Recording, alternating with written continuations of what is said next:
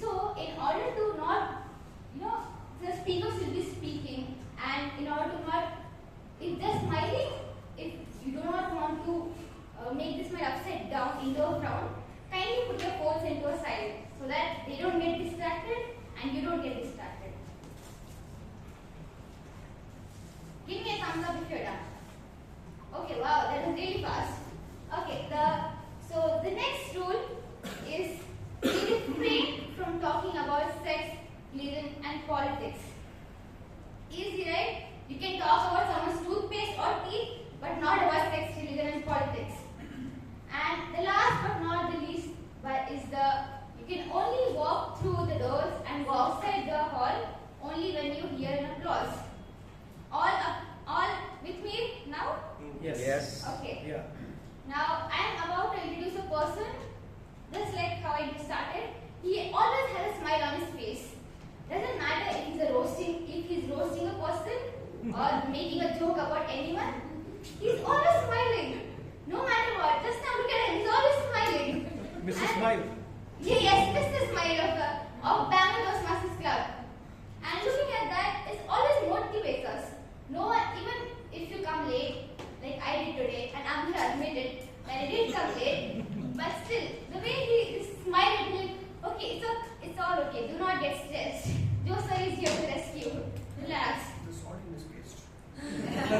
Might be, or he might use Keepster's toothpaste with pudina. So I'm just gonna introduce with a Mr. Smile, who's Mr. Smile, Joseph, the president of Bio.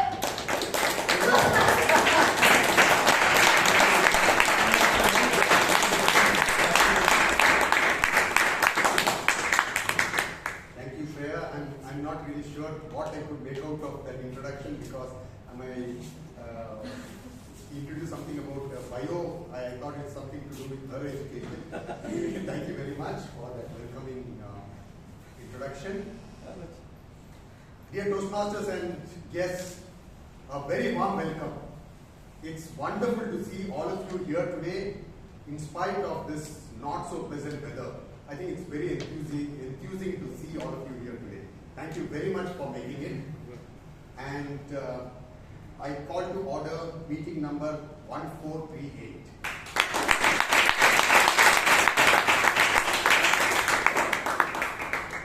Our secretary, Toastmaster Prakash Anand, had posted the minutes of meeting number 1437 on the group. And he would now here present some special moments of the meeting. Please join me in welcoming Toastmaster Prakash Anand, our secretary.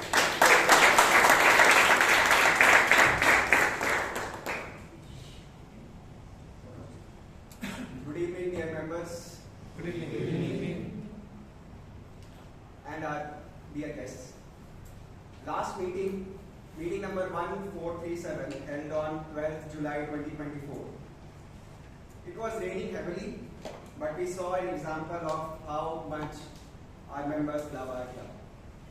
There were 33 members and 9 guests present during the meeting. The minutes are as follows. Minute of the meeting, the theme of the meeting was change small, change often. Word of the day was transmute, meaning to change something completely for the better. We had a welcoming induction ceremony of 5 new members: Toastmaster Abhay, Toastmaster Amaan, Toastmaster Kenneth, Toastmaster Shivangi, Toastmaster Suresh. There were 2 prepared speeches with speech title Scary Sleepless Nights.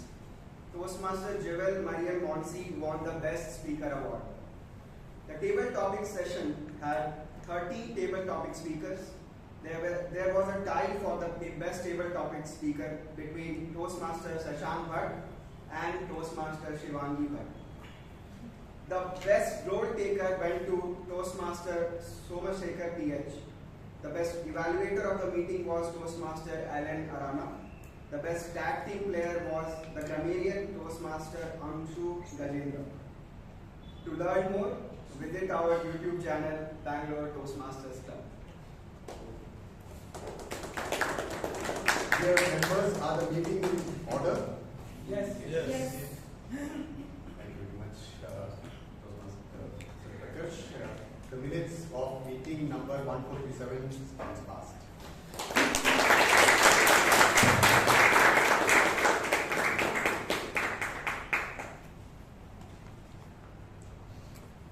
I see some guests here. Can you please stand up? Members, how do we greet our guests? Thank you very much. Please take a seat. Meanwhile, I ask the committee members to please rise. Dear guests, you may contact any one of us from the committee to know more about Toastmasters. And at the end of this session, Toastmaster Brand D'Souza, our VP membership, would be having a small introductory section on Toastmasters just outside this hall. Thank you. You may please be seated. Seeing the theme, making hard choices would ease our life and make it more comfortable now. It surely endorses the fact that hard work will surely make our life better. And we've seen several examples in the world of people who make a decision, a difficult decision, and pursue it irrespective of whatever be the circumstances or the challenges that they may come up with. And I'm sure that all of us admire them. I certainly admire such people because irrespective of any challenges that they come, they stick to it and they achieve it. And that is the reason why, because they are unreasonable, they become extraordinary. Now, there are certain other people who are pursuing certain things not only for themselves but for others. And they are the people I would admire as well as adore. And these are, we know them, the armed forces who risk their life for others, our teachers who shape our lives, and people in the medical field who cure or try to cure the pain in our lives. And amongst that, I think I adore the most are the nurses, because day in and day out they do one of the toughest jobs. And unlike the doctors who are really paid handsomely, the nurses are generally not paid commensurate to whatever tough conditions and challenges that they endure. Yet they continue to do what they do with a gentle smile, with a soft touch and a caring heart. It's no wonder if you learn from the story of their inspiration, their role model, their torchbearer, the iconic, the lady with the lamp. I'm sure you must have known Florence Nightingale. It is an amazing story about Florence Nightingale, the way she shaped the world of nursing. She was born in Florence, Italy in the year 1820 to a very affluent British family.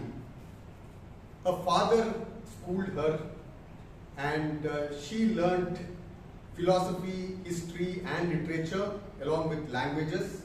She actually excelled in mathematics.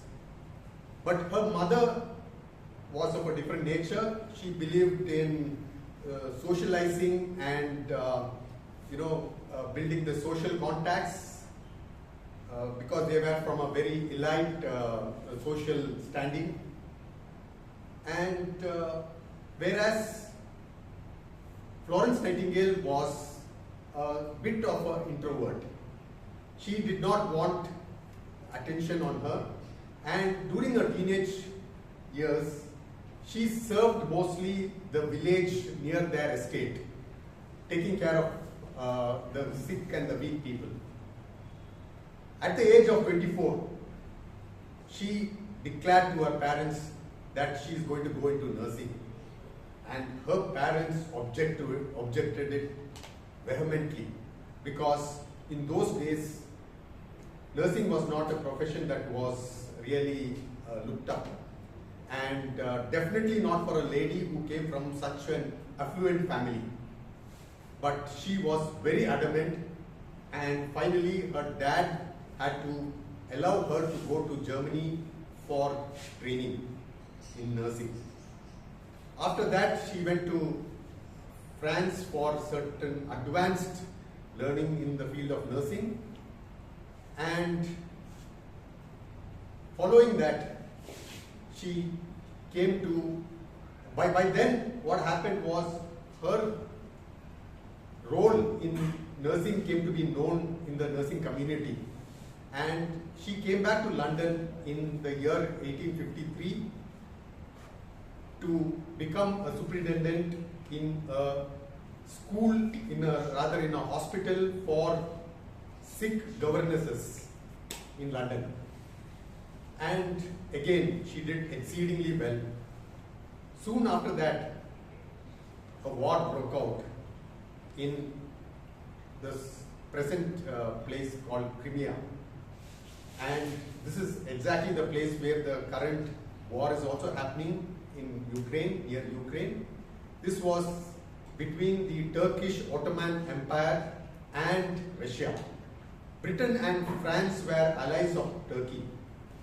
So they joined Turkey, and this war was being fought in this place, and there were a lot of British casualties.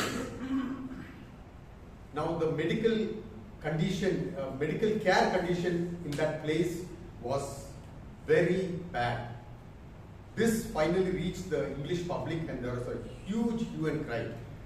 So the Secretary of War then got in touch with Florence Nightingale and asked her to organize a team of nurses to supplement the medical care in this war zone.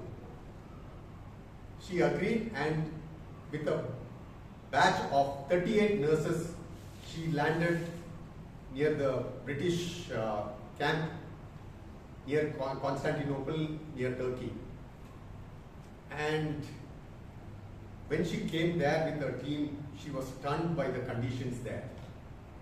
The hospital was overcrowded, it was filthy and unsanitary conditions. There were very little medical supplies, and there were a lot of casualties. The mortality rate was very high. So she took up this task of changing this whole thing along with her team. First, she enlisted the wives of the soldiers to do some laundry. She and her team cleaned up the entire wards.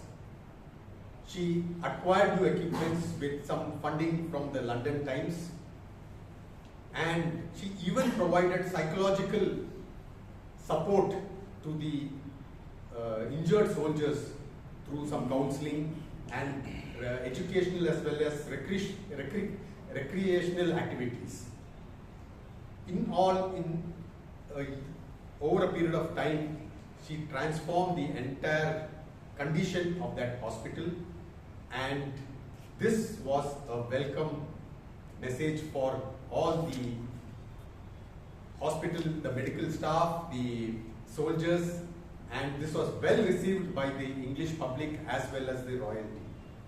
And soon after the war, she returned back to England, and there she presented her experiences and data to the royalty, Queen Victoria and Prince Albert.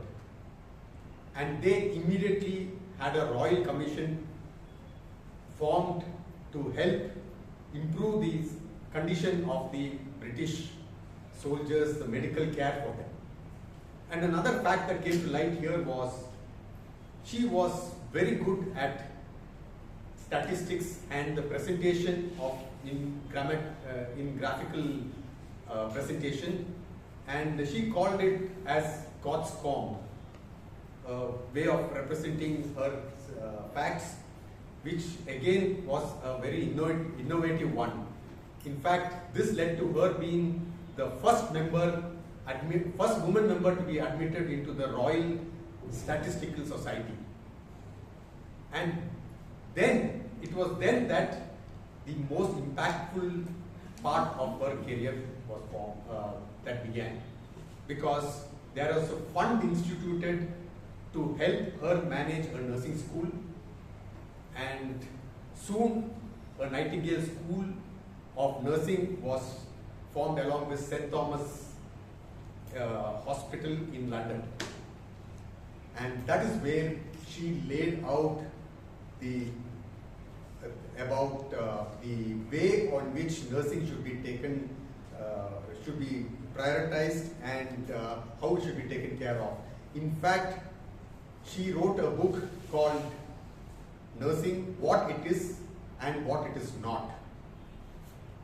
So from there, it was a big change in the profession of nursing and the impact we feel right to this day. So there is a person who made a hard choice but an easy life for the rest of the world. I think that is something that is amazing. We have actually amongst us one person who has possibly not done anything globally recognizable as of now, but I'm sure that in time to come he would. But he has made significant contribution to our club, and he is the one who introduced the digital voting system in our club, which at the end of the meeting helps us select, or rather elect, the winners, and also the winners in the committee elections at the end of each term. A software engineer at Bosch, this gentleman, he says that he generally does works in two ways. One is either the hard way or the smart way, and that's how he gets things done. But his sole aim is to have a good life. And please join me in welcoming this smart, handsome, winsome and diligent Toastmaster Abhay Kothari, who will lead us through the conference.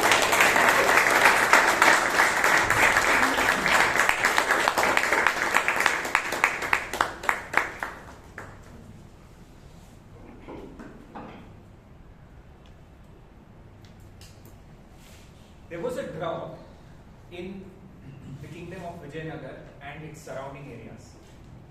Somehow, after a lot of effort, the drought situation came under control. But as soon as this happened, a band of thieves made bold raids inside the city. They would come and go and rob at their will and elude the guards. The king, Krishna Deva Raya, was extremely angry after each and every raid and desperately wanted to catch the robbers. So, he discussed this problem with Tenali Raman, the hero of our story. Once on a certain day, Tenali Raman was heading back home from his duties from the court and mulling over all the problems that were faced in the city. One look at his garden and all the brown, dry roses, dry leaves, thought, what a bad state my garden is. I should do something about it. But there was no sign of rain, and water was a precious resource. As he approached his door, he noticed something from a corner of his eye. There was a fleeting movement beside the bushes. So, he understood that there is a band of thieves waiting to attack him. Now, let me jump back for a moment, Toastmasters and guests, to what Toastmasters is. Toastmasters is a 100-year-old movement started in 1924 by Dr. Ralph C. Smedley.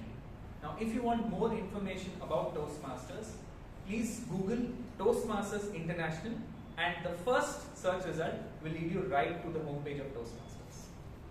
Alright? And the theme for the day is hard choices, easy life, and easy choices, hard life.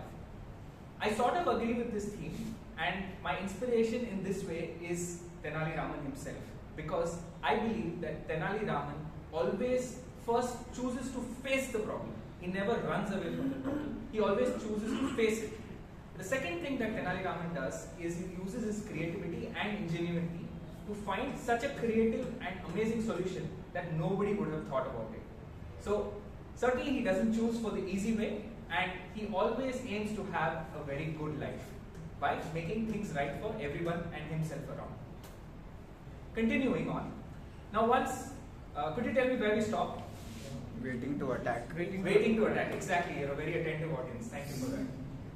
So Tenali Raman is at his door and he knows that the thieves are waiting to attack. He calls out to his wife, Mangama, serve me dinner. I am completely hungry, famished. So Tenali Raman goes inside the house, leaves the door open, and has a very nice dinner, casually has a good chat with his family. After having dinner, he comes to wash his hand outside. He's washing his hand, and he keeps up this ritual for about 5-10 minutes. His wife gets worried.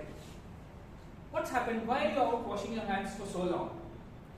He says, look, there are a band of thieves that are raiding Vijayanagar, so I have an idea. Let us take all the valuables in the house, put them in the brass box that we have, and let's throw them down the well. The well is deep, nobody will be able to get all the things that we have. The thieves are listening. What a heaven-sent opportunity. Let him do what he wants, and today we will have a field day. So, before Mangama can utter a word, Raman winks at her and pulls her right inside the house and explains the plan. Mangaman is now hard at work collecting all the useless things in the house, and they fill it in the brass box. Now Tenali Raman trudges the box and takes it to the well, with an effort lifts it to the edge, and with a splash goes down the box. After this, Raman goes inside the house and it's lights out. The thieves now start their work. They are so engrossed in their work of taking out the box that they do not observe Raman sneakily coming out through a side door. So Raman goes out, alerts the guards and asks them to come down at twilight, and neatly comes back home. While he comes back, he has another idea. These people are anyway taking out water from the well. Let me dig some funnels and that will water my garden. So, a 2-in-1 problem. Right? Now, in such a way, we have, I'll jump back to the meeting again for a minute. Toastmasters typically has 4 sessions. The first session is the welcome address by the president. The second session will be the prepared speeches. The third session will be table topics or impromptu speaking. And the fourth session will be the evaluation session. Now the evaluation session today is headed by none other than Toastmaster Melvin Smith. Please give him a round of applause.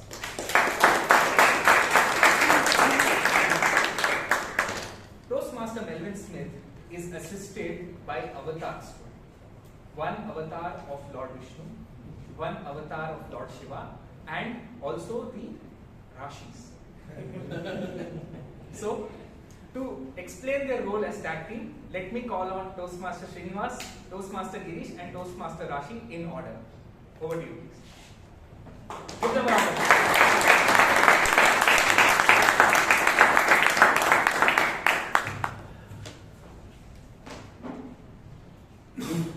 Time waits for nobody. Thank you for your precious time assembling here. As a timer, I will be recording the entire meeting duration, and I will be giving the evaluation when I'm called by the general evaluator. To resurrect the speakers, at the 5 minutes, I will be holding the green color light. At the 6 minutes, I will be holding yellow, and for the 7 minutes, I will be holding the red card. In case if the speakers fail to do it, so I will be giving a 30-second grace, after which I will be pressing the bell. In case if the speakers goes beyond that, they will be considered as discontinued. Since we have icebreaker for them, it will be 4, 5 and 6 minutes respectively. And for the table topics, it will be 1, 1.5 and 2 minutes respectively. The same order continues. Over to you. Our counter Girish, please give it up for him.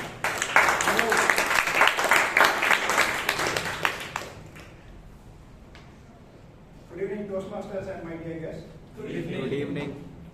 So, in my role as an art counter, I'll be very actively listening carefully for use of local pauses, vocal pauses, and catch words such as have, and repetitive words or phrase such as you know, so, and I will keep a track of everyone and report at the end of the meeting on who best controls the use of these words. Thank you.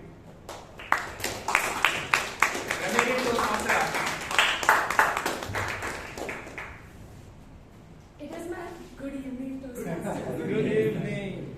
It is my duty to introduce to you the word of the day, which is resolute. It means being determined in your actions, choices, or decisions. For example, with resolute confidence, you can embrace the stage, transforming fear into a symphony of words. I hope all of you use the word of the day, and I will also be looking for the good and not so good usage of the English language. I will finally report back to the Jubilee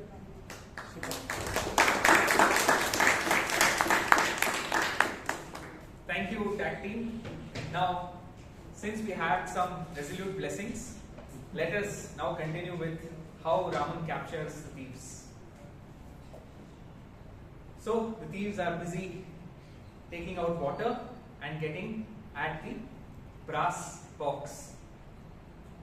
At twilight, they finally make it, and they, with great difficulty, bring out the box.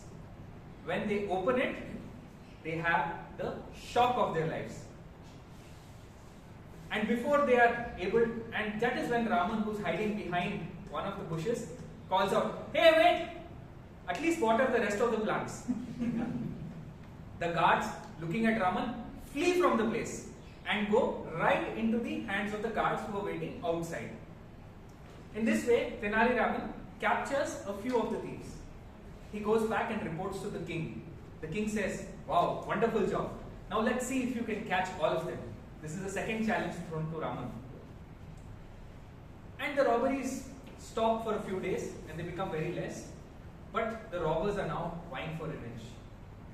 One day again, they decide to attack, and a few of them hide behind another bush. Raman, very luckily, observes that they are there. So, he again goes in, has a nice time with his family, and before dinner time, he tells Mangama, "Mangama, I have a wish. It's so cold outside, I want to have a bath with hot water, really hot." So Mangama, being Mangama, now gets a big pail of water, very hot water, and Raman takes a pail and, as though he's putting it on himself, throws it at the thieves in the bush. Now the thieves cannot make a word. Pail after pail, Raman throws boiling, scalding hot water on them. But now he wants to call the guards, who are nowhere around. So he takes the last pail and throws it on Mangama. Mangama starts to yell, and that brings the guards down. The guards ask Tenali Raman, "What happened, sir? Why is Mangama yelling?" He says, No, nothing happened. I just threw a pail of hot water. But look at those guys over there. They have thrown so much of hot water on them, but they have not made a single word. They have not uttered a single word. And so, all the robbers come in the net of Raman. And Raman is again rich by a few purses of gold. He has solved the problem. He has done smart work. He has been resolute. It was not an easy choice, but he certainly made it. Now, since we have given a good introduction to the theme, let us move on to the second section of the meeting, which is the prepared speeches. Our first speech is being evaluated by a person who loves the movie Three Idiots. And when I asked him what his favorite food was, or since childhood, he said it was, is, and will always be vada pav. So may I please call DTM Gangadhar Krishna to read out the guidelines for the first speech.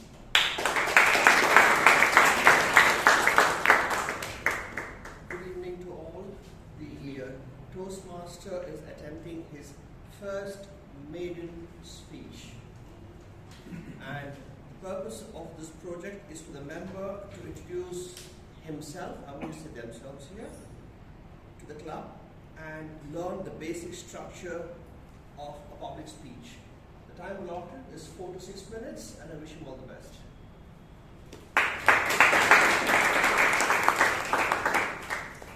When I asked our first speaker what was the easiest choice he ever made, can you guess what he would have said? He said getting married was the easiest choice for him. Now, his favorite food is none other than idli, vada and sambar. And his favorite movie is Shawshank Redemption. But I don't want to introduce him too much because he's coming on stage to give his own introduction with his speech title, In Pursuit Of. In Pursuit Of, with a thunderous round of applause. Please welcome Toastmaster Hitesh Kumar.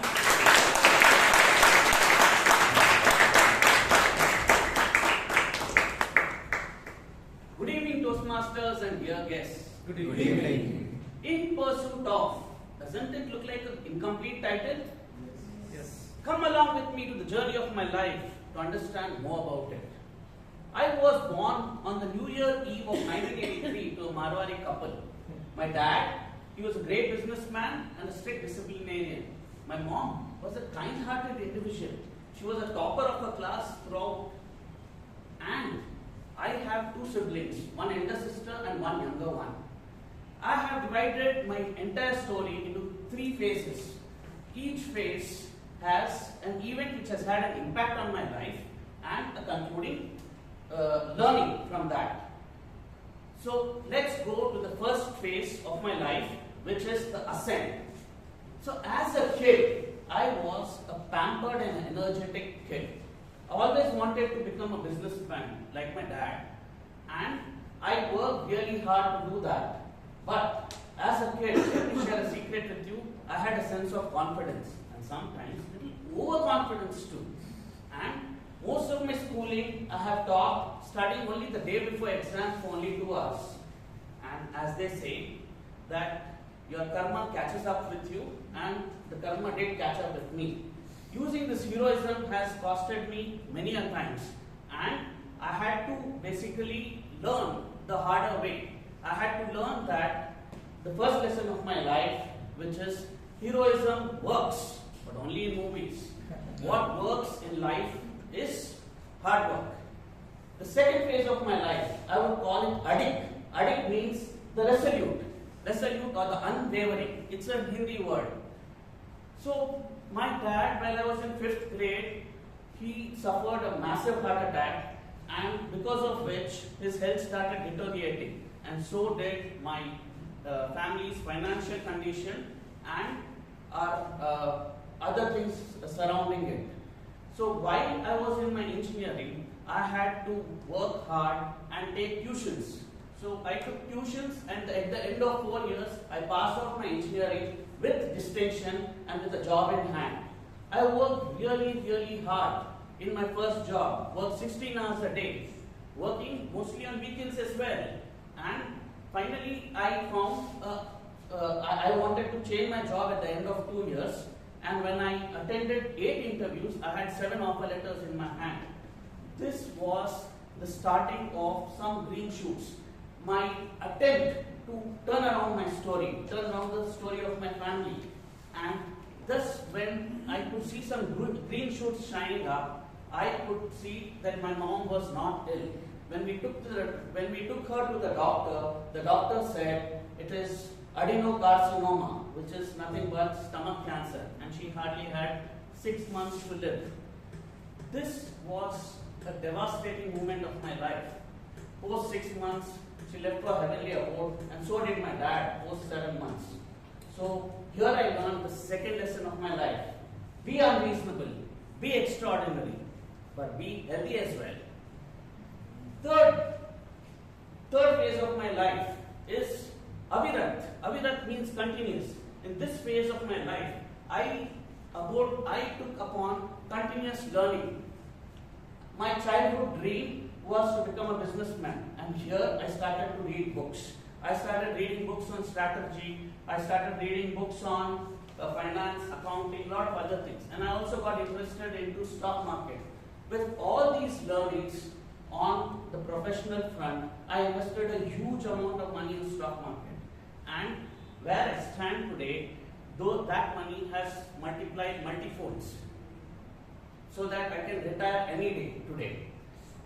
And this basically taught me a lot of lessons. The third lesson of my life is to have continuous learning and continuous enjoyment. Subsequently, during the course of my journey, I got married to a person who was exactly opposite to me.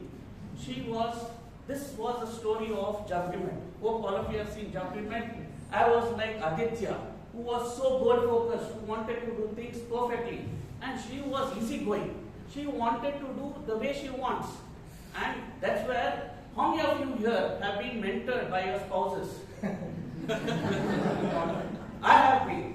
Okay, she taught me an empathetic way of living. She taught me patience, and that subsequently helped in my life. While on the professional front, during Corona, I was given a project. Now, this project was given to me with half the time, half the resource, and double the amount of work. This was a critical project for Cisco. I had to execute it. My team worked extremely hard to execute it, and even after so much of hard work, we didn't deliver it on time, but before time. This very project last week won the highest engineering award in Cisco, the Pinnacle Awards, in the Velocity of Impact category. So here I am standing in front of you, telling the story of my life. Honestly, my dear friends, it wasn't an easy journey, but I had to really struggle and work hard to get to where I am. As a parting note, I just want to share with you that be healthy, work hard, play harder. Thank you. Over to the Toastmasters.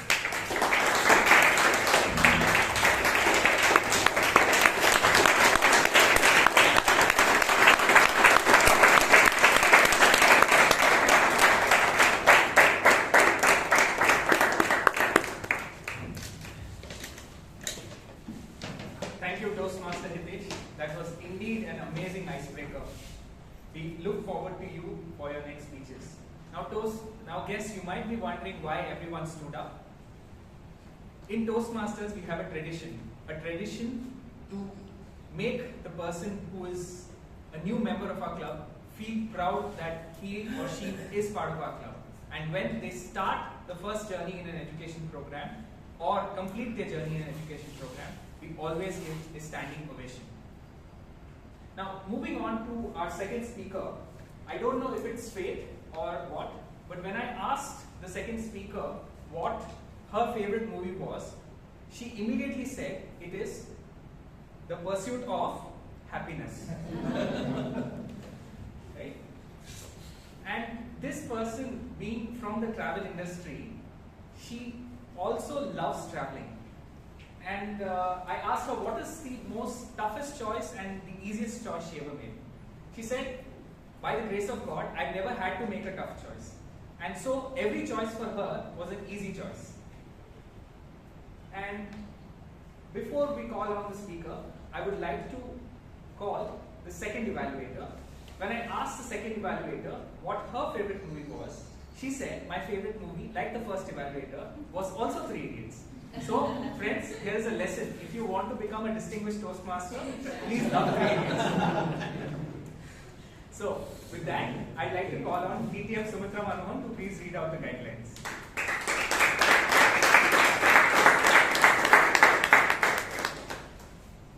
The member is attempting a level 2 project 1, understanding your leadership style, and the purpose of the project is for the member to identify her primary leadership style, and the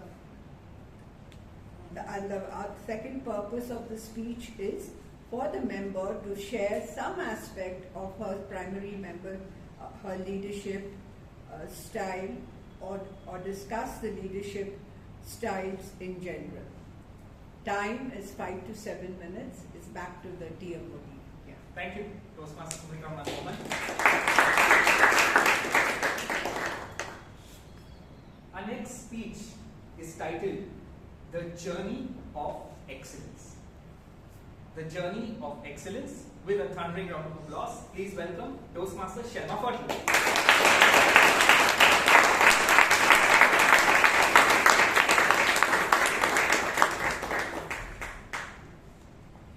Good evening, fellow Toastmasters, guests, and all gathered over here. Good evening. Let's dive into a subject that's likely to reverberate in the hearts and minds of us all. How do we excel in what we do, be it a career, relationship, or personal goals? We all aspire to be the best version of ourselves. At some point of time, we all fall short. We feel like we are falling apart. But I want you to remember this. We all battle this feeling at one point or the other. But the exciting news is that you have the power to change this. You can be the best version of yourselves. The first and most important key for the success is never stop learning. Most of us, once we finish our formal education and we achieve a milestone of success, we put a pause to the further learning. We think we have already accomplished a certain greatness in our life. But learning is a continuous process. We shouldn't stop learning. Most of us, we feel we don't have enough time to learn. We are swamped with a lot of work and responsibilities. How do I make time to learn? I don't have time. But friends, do remember, mere 15 minutes a day can create wonders. Start applying that rule. Mere 15 minutes. You can be a game changer in your life. The next important part is practice. Most of us, we think, okay, let's do something in our life and we focus, but we don't practice. The best workout is the workout which is not being done. Is it? No! The best workout is the one which we do continuously.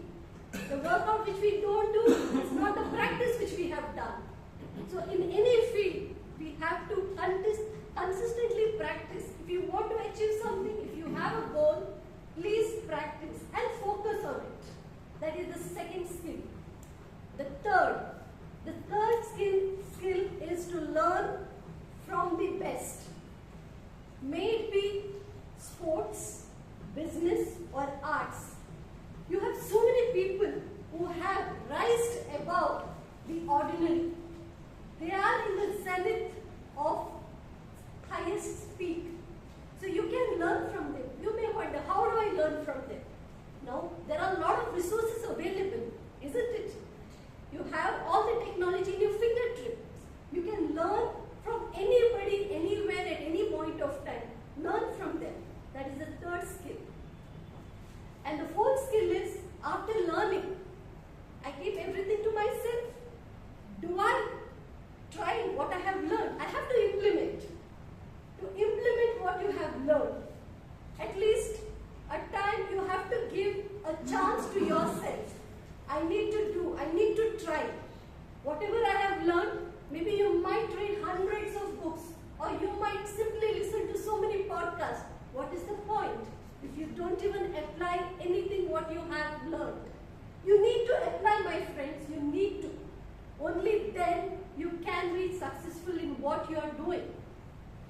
And the fifth most important skill is, you might have everything, but if you don't have a goal, you might have learnt, you might have been experienced, you might have learn from the most important people around your life. But if you don't have a goal, you're clueless. You don't know next what you need to achieve. Always have a goal and then focus and then apply all these 4 principles which I have taught you. It doesn't only keep you growing, but you will be successful. So success is not a journey. Okay, it's not a destination, it is a journey.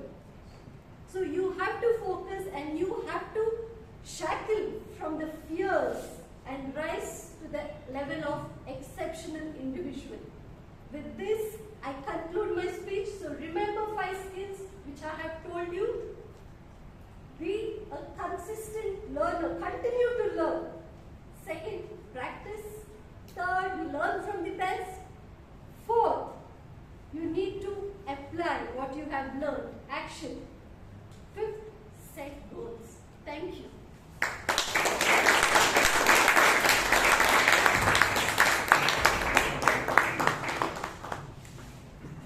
Thank you, Toastmaster Shelma, for summarizing the formula of success. We really loved your clear-cut instructions on doing the same, and I'm sure that they come from really practical and personal experience. Now, we move on to our final speech for the evening, and I'd like to introduce the evaluator first. Now, this person is like the moon. Basically, his name is the moon, or Shashank. But by confession, he's also like the moon. It means that he's a nocturnal person, and we've always seen him be always cool and calm. A financial whiz and a trainer. So please welcome Toastmaster Shashank to read the guidelines for the last speech. Thank you, fellow Toastmasters and guests. The member is attempting an elective from level 3 from the path team collaboration. Project is connect with storytelling. The purpose of this project is for the member to practice using the story within a speech or giving a speech that is a story. Time limit is 5 to 7 minutes, and all the best to the speaker. The USP of our next speaker is one word: clarity. And I've always found him to be deeply wise, extremely dependable, and very subtly humorous as well.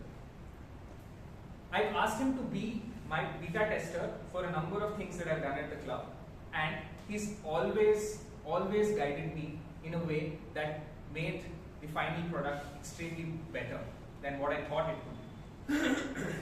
With his speech titled Constantinople that Toastmaster Joe spoke about. Please welcome, with a loud thundering round of applause, Toastmaster Vivek.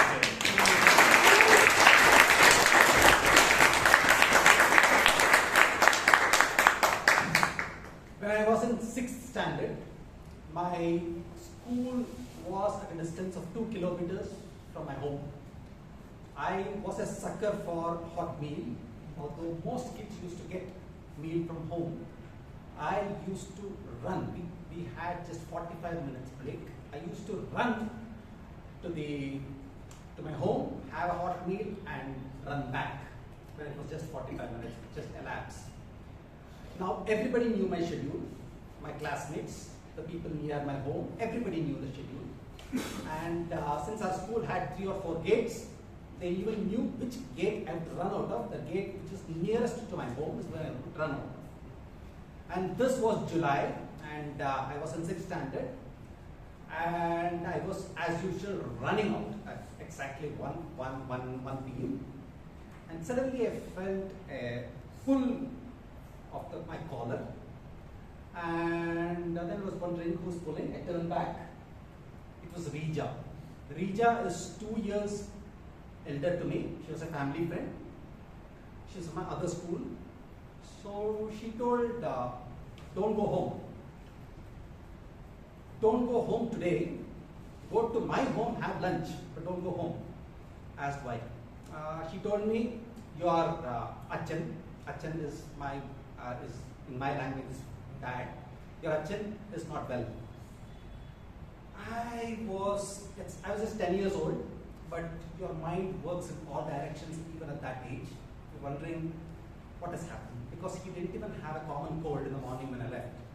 So I ran like PT Usha that day. I reached home. When I reached home, there were a few neighbors in my home, which was unusual. Nobody will be at home. My mother was in the bathroom, taking bath. That was unusual at 1 p.m. She came out.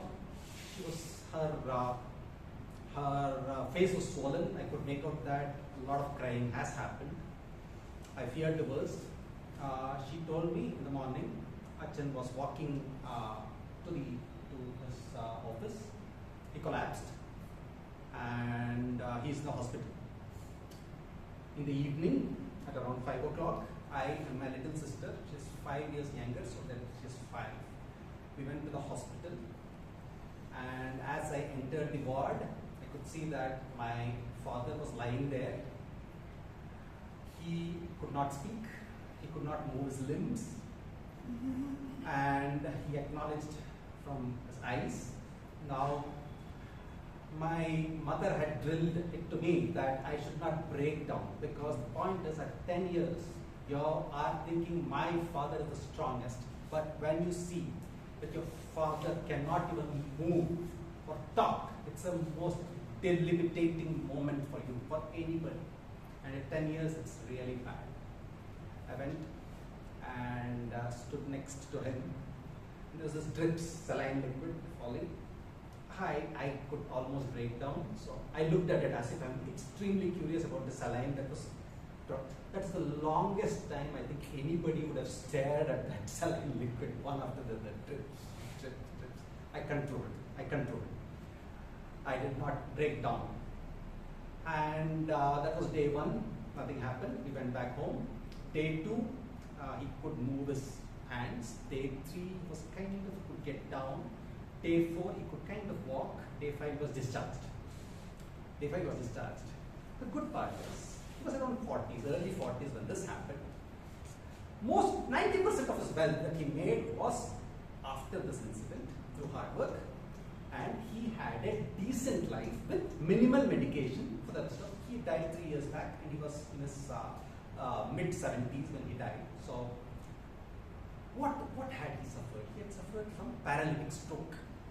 If you look at it, many people do not come out of paralytic stroke like this. Have you seen? If you are slightly observant about politics, have you seen Sharad Pawar? Yeah, that's paralytic stroke. And you extremely popular Puneet Rajkumar's elder brother, or TSP Dr. Rajkumar's elder brother, his name is Raghavendra Rajkumar. He cannot move his hand. So people are extremely wealthy. Okay, these people have the resources. Okay, and then they also had suffered stroke. So what is stroke? So if you travel in long distance buses, right, at some point of time in the night, 1 a.m., 2 a.m., you get a pain here, isn't it? So what do? You do like this. And it goes off. What is happening? There is a clot that is forming here. Okay? When you do this, it goes. The same clot can happen in the brain. And there is no way that you can do like this and it goes. It doesn't do. When there is a clot in the brain, if the clot is in the left side, it affects your right side. If the clot is in the right side, it affects your left side. And when that happens, your speech gets affected. Okay? And there is a very short period of time. It's a golden hour. Hour is not an hour. It's around 3 hours or something. That is when you have to make sure that that person reaches the hospital. Okay? This thing is called thrombosis, which I told you. The clot is called a thrombosis. Thrombosis can happen anywhere. It can happen here. Like this, it's gone. Thrombosis happens here. It's called a cerebral thrombosis. The cerebral thrombosis affects, you have to take that person to hospital within 3 hours. They give a shot, the clot is gone. You delay it, you have lifelong, you are on bed, or you have really bad moments. Even the founder of Zerodha had it. So you're not talking about people who have less resources. We didn't have a great resource. And what happened so many years back with my father, the treatment has not changed. You have to take within 3 hours and get a shot.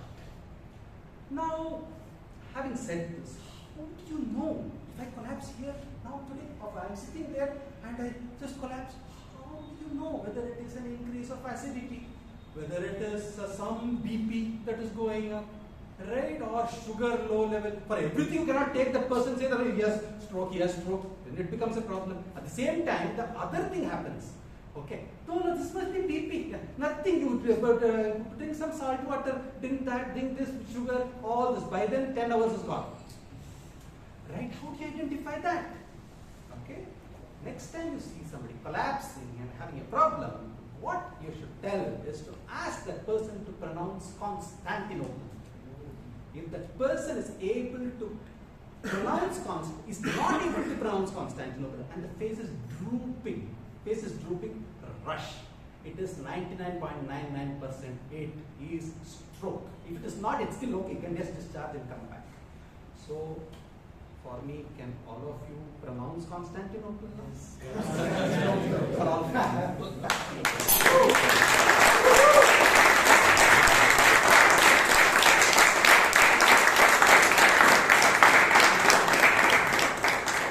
Now, was I wrong or was I right? Clarity, USP. Right? So, Constantinople. So, thank you, Toastmaster Vivek, for such a personal and resourceful speech that can help anybody at large. So, thank you so much for that once again.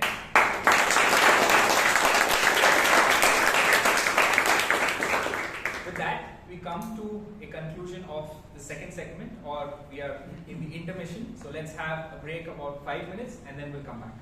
So, just for your information, the guests, the washrooms are on this side.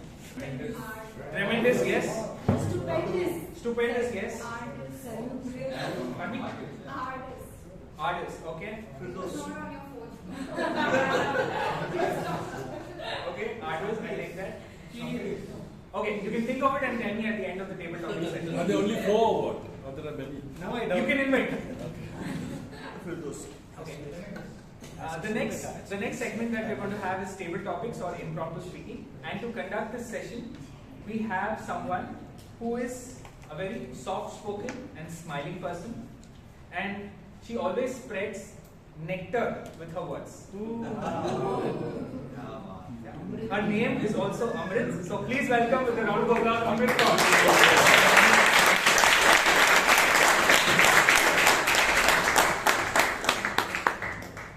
Good evening, everyone. Good evening. Thank you, Abhay, for lovely words for my introduction. That was really, really kind. Okay, so when I read the theme for this week, I was reminded of the easy childhood life, of my easy childhood life. So I decided to have the table topics. Some of the table topics are around the easy childhood life and some are around the hard choices that we make now. So with that, we'll start.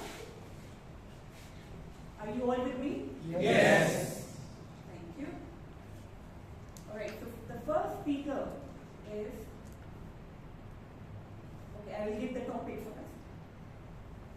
My favorite childhood memory of rains. My favorite childhood memory of rains, Mansi, TM Mansi.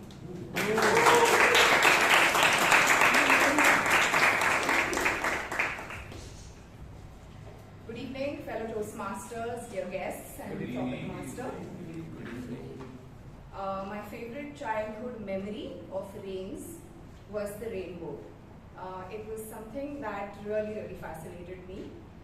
Not because, of course, because of the color, the 7 bands, which were like extremely enticing, but also it was the only thing that popped out of my fairy tale book, and it was right there in front of me. So I thought, if rainbows could exist, so could Cinderella, Snow White, and my mother made me believe that whenever fairy godmother was happy with me, she would cast a spell and I'd be able to see the rainbow. So guess what happened?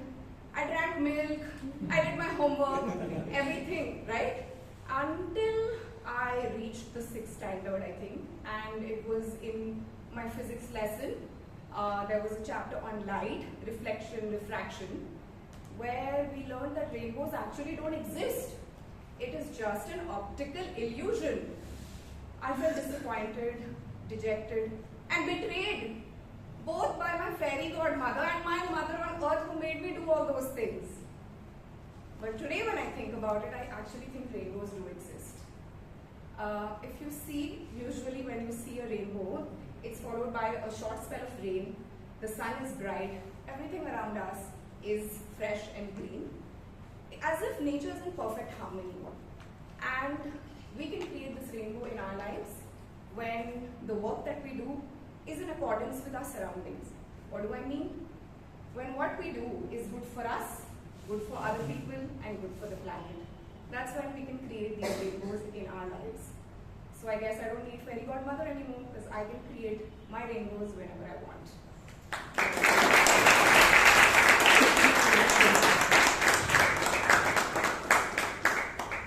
Beautiful take on rainbows. And dear Mansi, you are the rainbow for our club. So the next topic is the book or movie that touched me the most in my growing up years. For that I call TM Shivangi.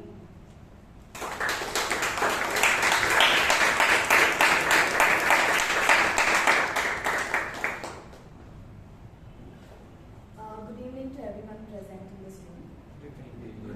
I am an avid reader, and one of the series that I was introduced to when I was 14 years old was the Harry Potter series. And this series changed the way that I looked at things. I was someone who believed fantasy cannot be true. Why should I read a fantasy book? How am I going to enjoy things flying in the sky or someone waving a magic wand and getting whatever they want? Harry Potter is not just about magic, not just about things that can pop out of thin air. Harry Potter is about emotions, about that little boy who obviously if you have read Harry Potter, you'll know that Harry had a very difficult childhood. And he also had the tremendous pressure of being the boy who survived. Yet, throughout the series, one thing that stood out for me of this character was humility. And I've learned this lesson from this character, and throughout, till date, this character has always stood for humility for me. Another thing that Harry Potter taught me, and that will stay with me, I think even if I go to heaven, if heaven exists, I think this will stay with me, is Albus Dumbledore's nonchalance. It almost seemed at the end of the series that he knew all along what was going to happen. In fact, he knew that he was going to die. He knew that Voldemort, the villain in the series, is going to come, and all of this is going to happen. Yet, he only spoke what was required when it was required. I think when I go to heaven, and if I have the chance that God asks me, what do you want? I'm going to say, I need some time. I cannot decide right now. Thank you.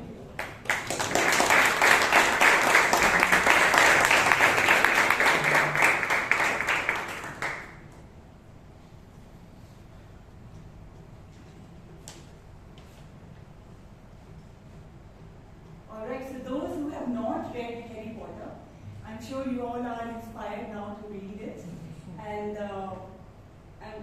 also watch the movie, which is brilliant. The next topic is my fondest memories of my school or college canteen. My fondest memories of my school or college canteen, TM Amaan.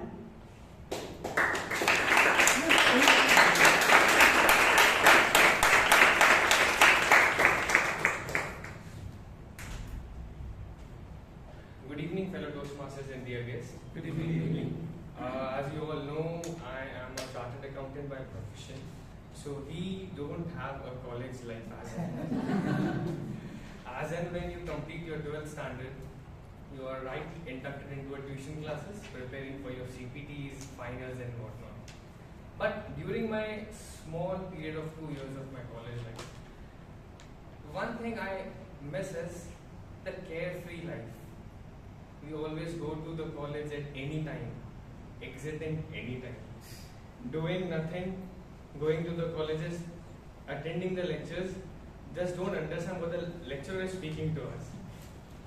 We all have experiences that how to complete the assignment just 2 hours before the lectures, or how to study your subjects just 1 day before your exam. But now, as we have all moved to our advanced stage of our life, if we actually prepare for something just 2 hours before, say, our submissions, we will end up on a very wrong note. So that's how actually I miss it on my college life. Over to you, tabletop Kumar.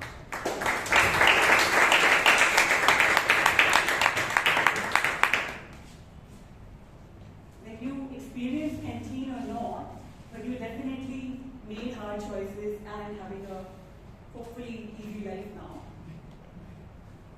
I'm glad that I didn't do journalism. Alright, so the next topic is never wish life were easier, wish that you were stronger. Never wish life were easier, wish that you were stronger. TM Vijay Kalkundri.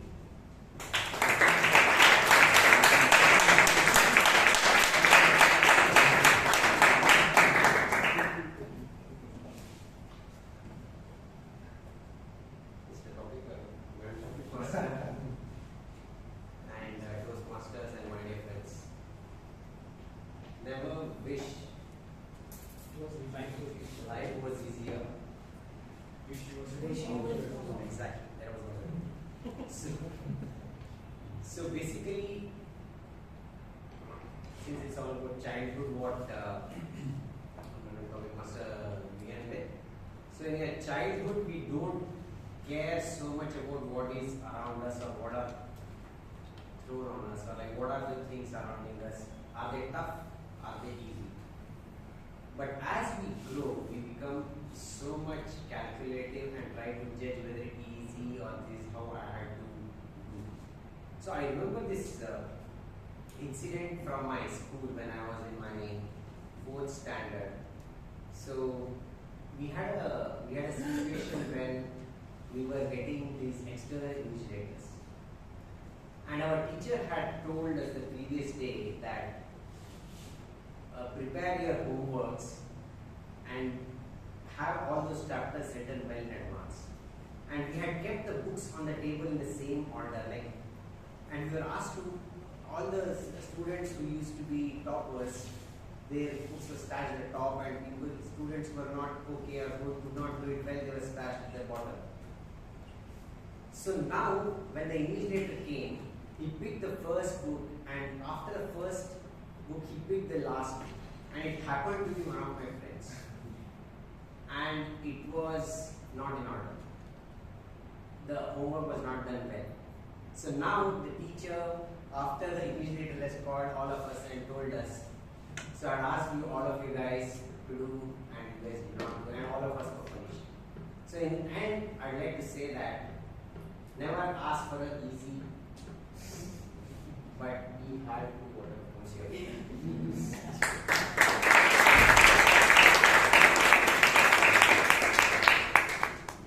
I'm sure we all have many stories with homeworks, and we can relate to that. The next topic is the things from my childhood that I still store in my cupboard. The things from my childhood that I still store in my cupboard. TM Kenneth. Okay. TM Jewel.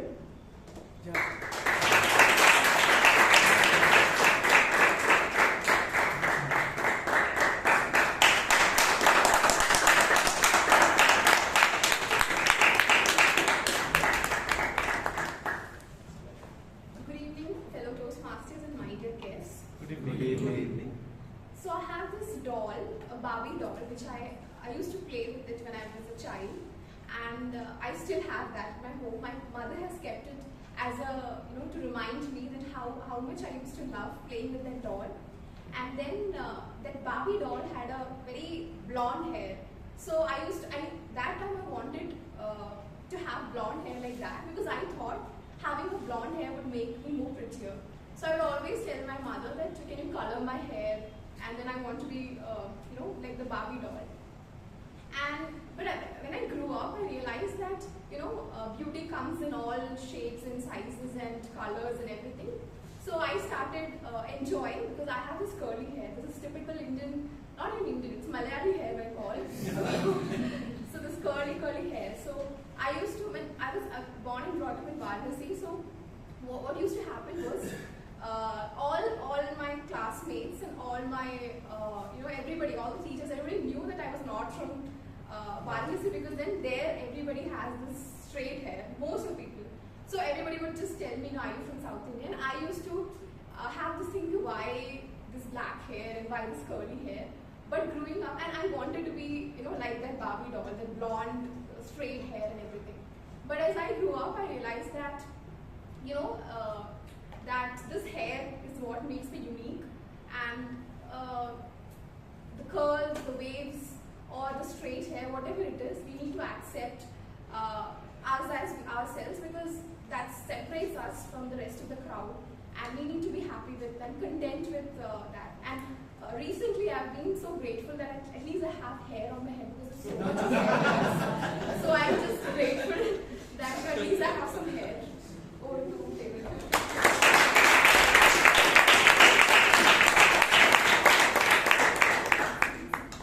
It's so impressive to hear from you, Joel, that it takes years for especially women, because they are so objectified, that to accept themselves. So, great going. The next topic is, what was your biggest childhood fear and how did you overcome it? What was your biggest childhood fear and how did you overcome it? TM Ujyant.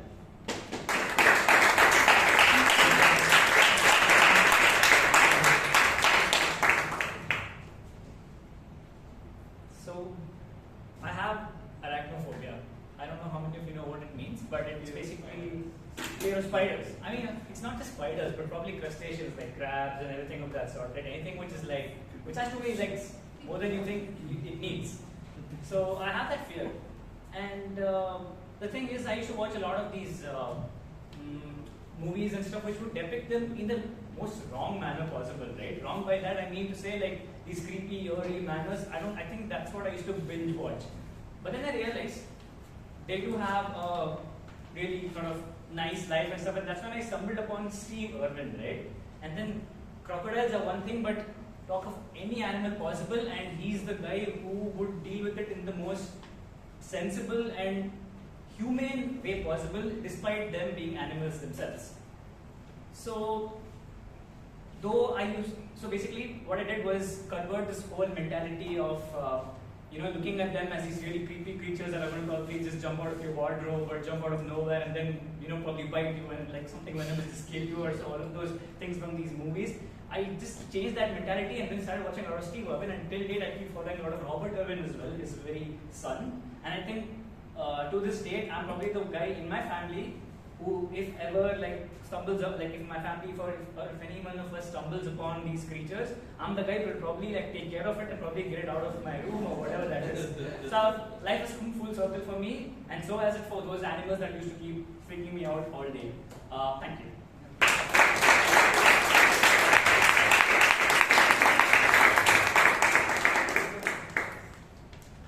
How you have transmuted yourself, that's amazing to hear.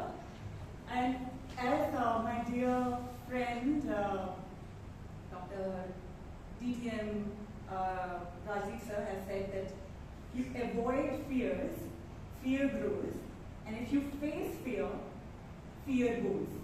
So I think that you did it pretty well. Okay, so the next topic is, imagination is more important than knowledge. Imagination is more important than knowledge. TM Alok.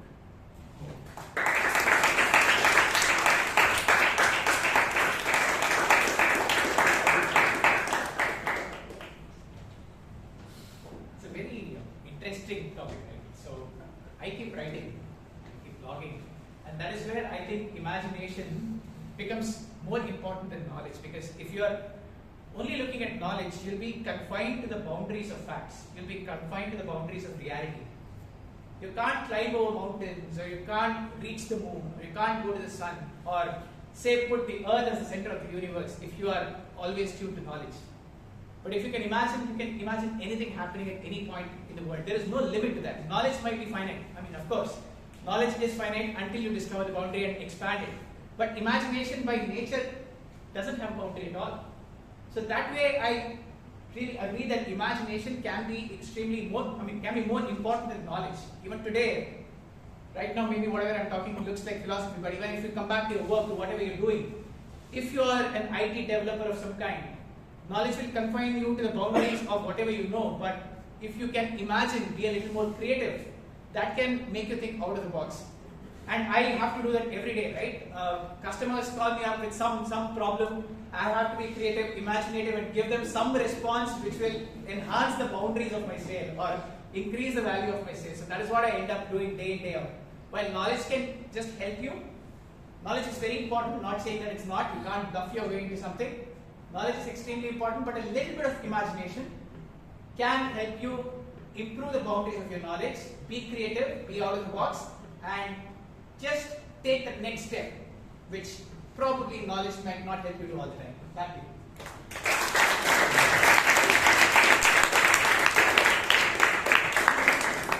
I had imagined that you would like this topic. Right, so the next topic is, what are you most grateful for other than Toastmaster? What are you most grateful for other than Toastmaster? TM Mahaboobullah.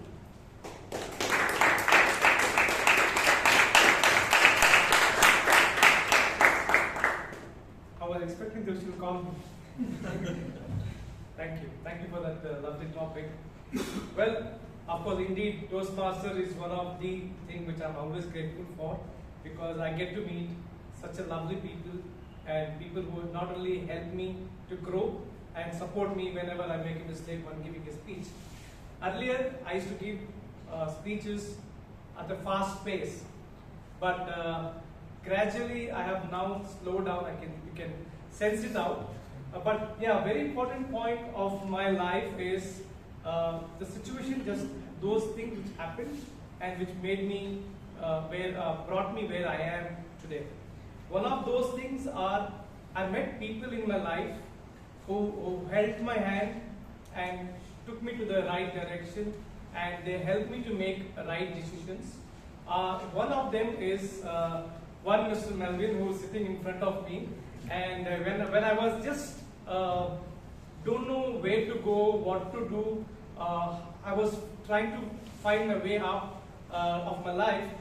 I met Melvin at one of the travel company there, and I asked him, sir, I'm looking for a job, if you can help me to give me a small job, but I need a job. He said, what job can you do? I said, anything, sir, please give me some job, and I'm not worried about the salary.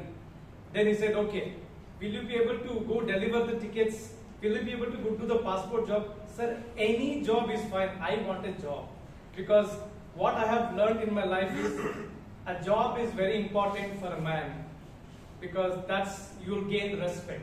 So I'm grateful for, apart from Toastmaster, one of the many is Mr. Melvin. Thank you.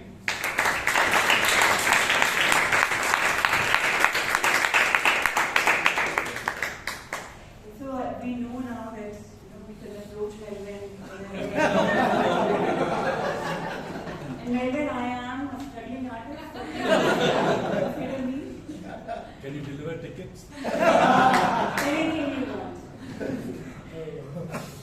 Right, so the next topic is, I can is 100 times more important than IQ. I can is 100 times more important than IQ. DTM Rajdeep sir.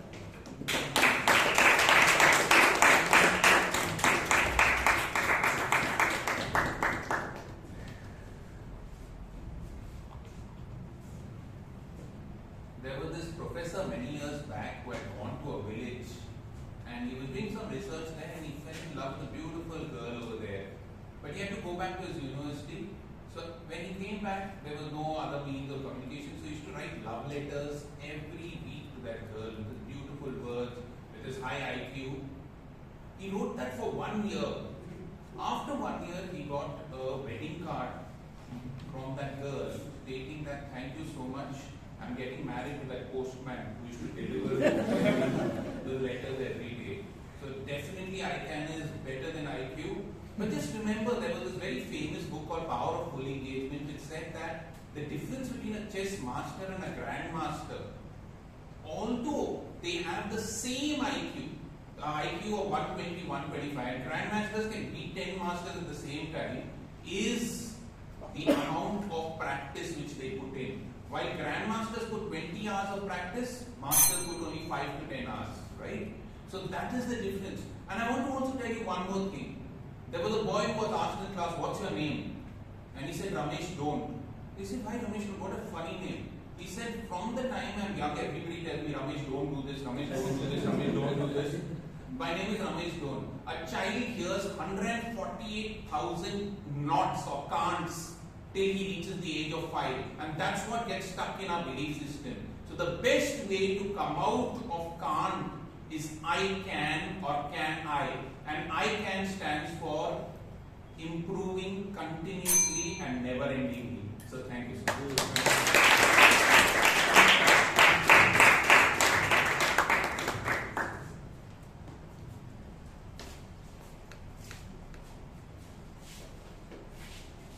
Right topic for the right man.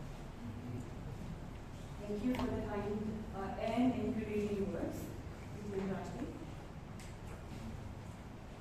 The next topic is my memory of first day of school or college. My memory of first day of school or college. TM Vishal.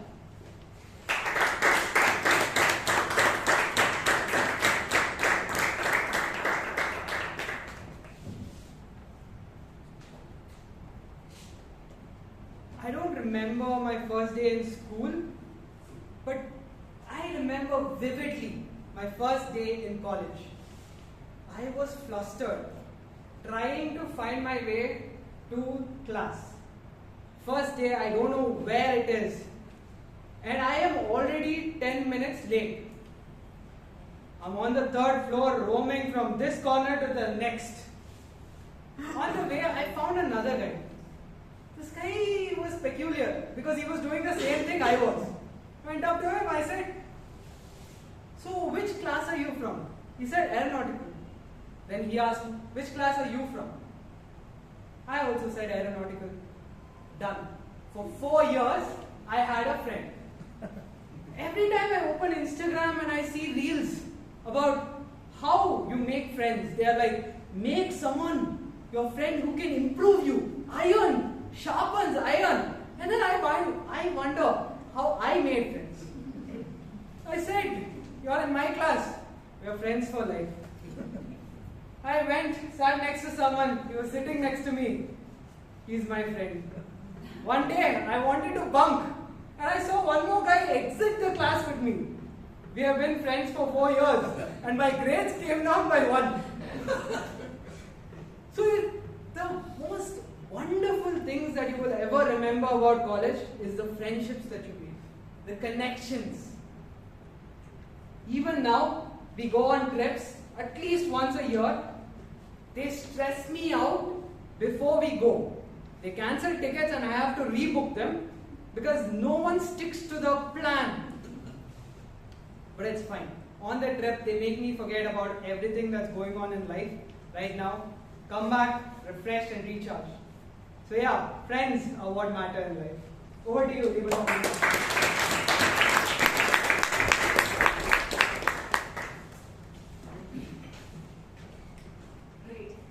We may not remember our first day in school or college, but we do remember the friends that we made for life.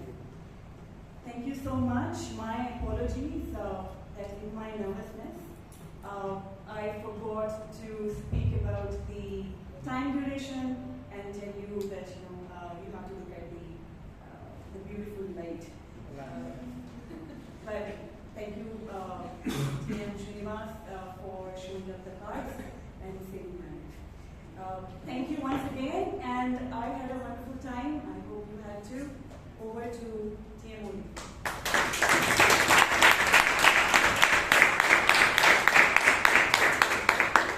Now, I asked you a question before the table topic session, and I'll give you the answer so that you can check yourself with this following poem. The table topic master was stupendous. The topics were not horrendous. All the speakers made an effort tremendous, and the table topic session has ceased to be hazardous. And by the way, arduous ends with A-R-D-U-O-U-S. So Mansi, sorry. Round of applause for Amrit.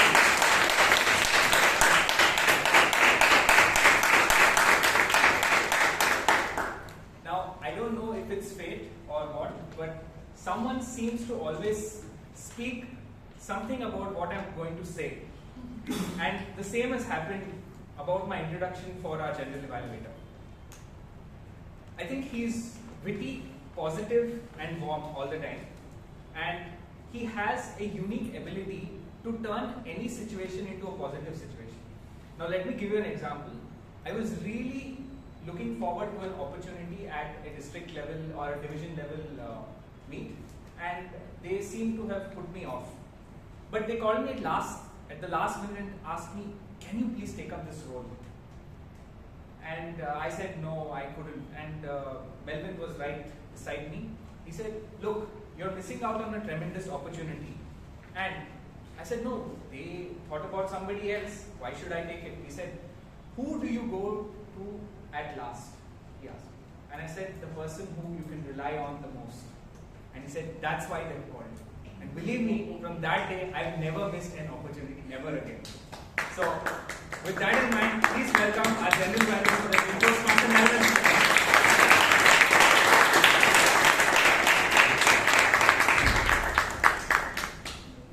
So, as a general evaluator, I'm wondering, they chose me to the last. But actually, I was thank sheep because it was a very difficult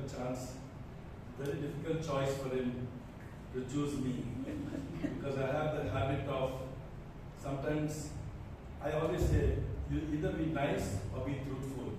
So what do you want me to be today? Truthful or nice? Truthful. That's not the bad, it means it's a hard choice. So let's see how this meeting went today. So I'm going to be not unreasonable, I'll be reasonable. But we started the meeting on time. Come on, give a big hand.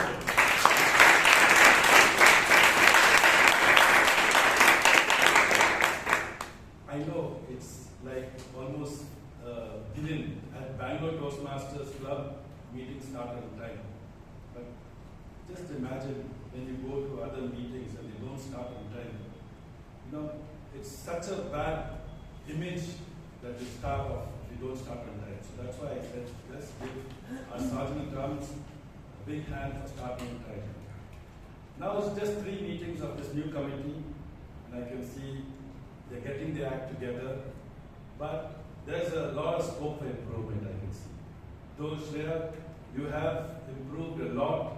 I saw you all the 3 meetings. I felt that what you did well was you asked a question. You know, when you engage with the audience, then you know they're not sleeping. That was very nice. But what I thought you could do much better, and you need to give a lot of concentration. The president is the #1 in the club. So give him a lovely and a very interesting introduction. When you introduce the president well, the club is also well. Think about it. Let's hear it for our Sergeant Drums.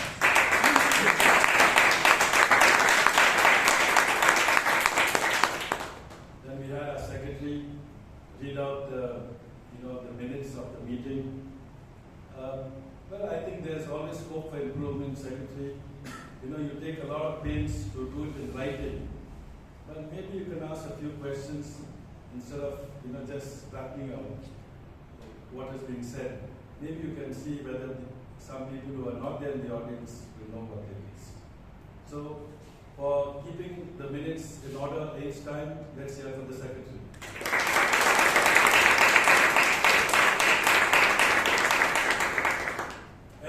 sings the praises of the president. But unfortunately today, I'm also going to sing the praises of the president. We had a boring introduction, a tribute to Florence Nightingale.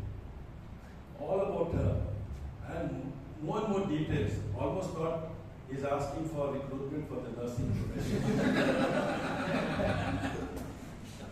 And I knew it was to be something to do with the theme of the meeting. But sorry, but I felt it was a bit boring to listen to the tribute to Florence Nightingale. Everyone looks up to the president. Say a few words, what's happening? 3 meetings have gone. Going in the right order, going off guard, making tough choices in the meeting. How have been extraordinary? Talk something that relate to us. You are our face, you are our image all over. So, in future, I would suggest, talk about the benefits of Toastmasters, how it will impact you, and how it's impacted yourself. Maybe that would be a better way, because everyone looks up to the president. Of course, I'll tell you, being president is not easy. I've been president for 2 terms. But for doing a great job, week after week, for many weeks, let's hear it for our president.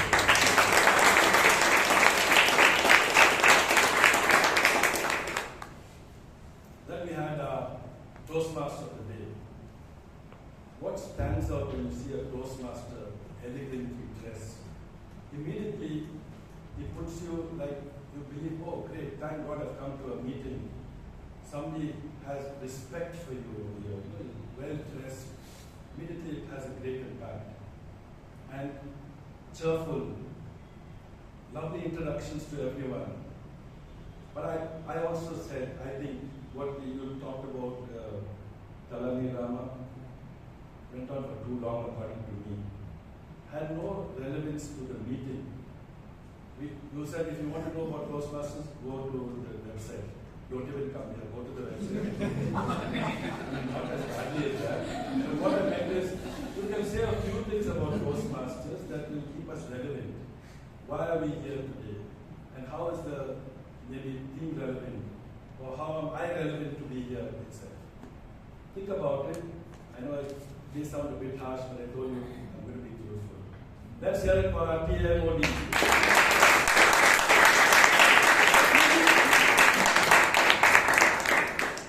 We have one of the first idiots, the first evaluators, because they like 3 idiots. The first evaluator being Ganga, to evaluate the first speech.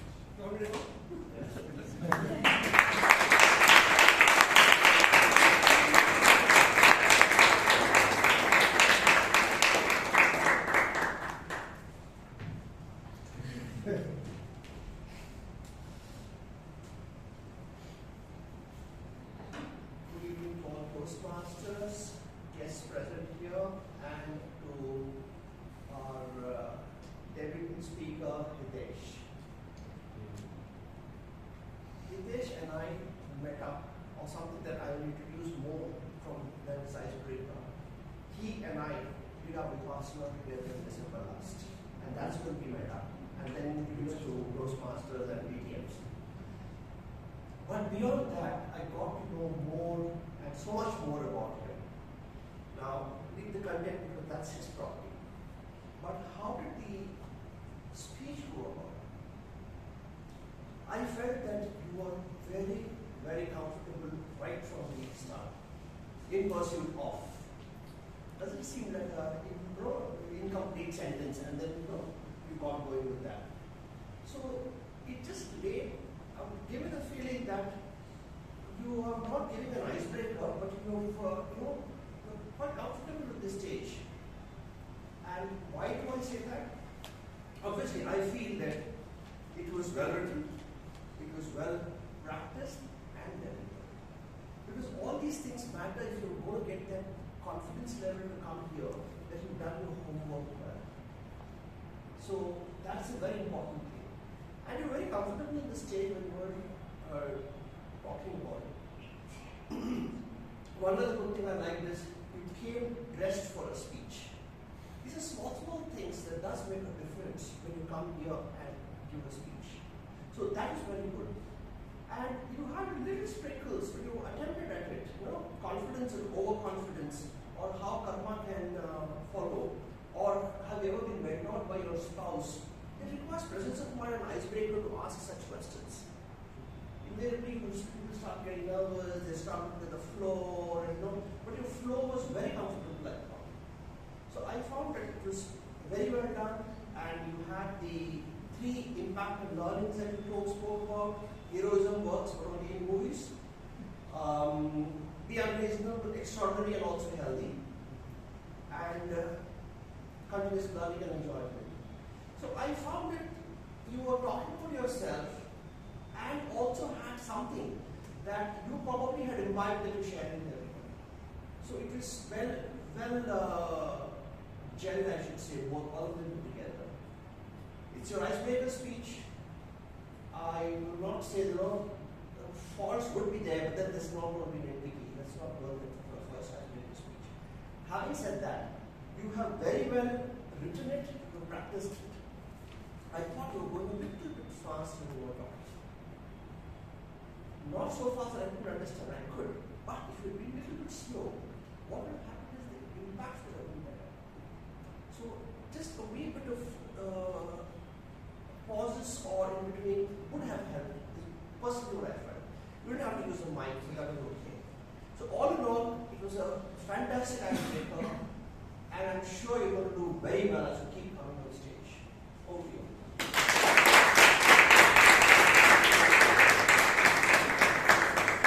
I completely agree with the evaluator.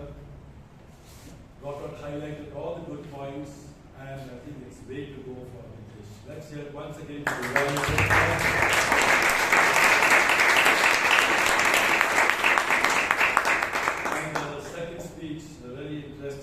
Another interesting speech. Let's hear from the second evaluator.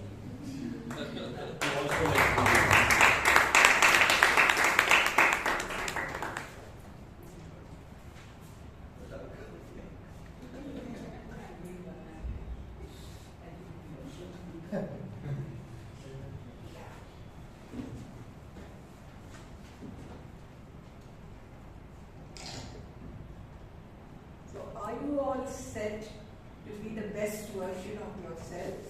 Yes. So all the fellow Toastmasters and guests, thank Shelma for giving us the Pancha Mantras for being the best version of yourself. And what was great was you gave it in a well-structured manner. You recapped it for us. And far from your gentle, genial voice, you gave it with such power and yet in a motivating manner. So thank you for that, Shelma. And what you have given also are very, very practical. Like you said, never stop learning, practice, learn from the best, implement what you learn, and have a goal so that you get direction. And these are very doable also for us. So that's how we are all said to be the best version. But if I have to follow our general evaluator for today and be truthful, I would say the project requires you to mention your leadership style, identify your primary leadership style. So in that sense, nothing was mentioned.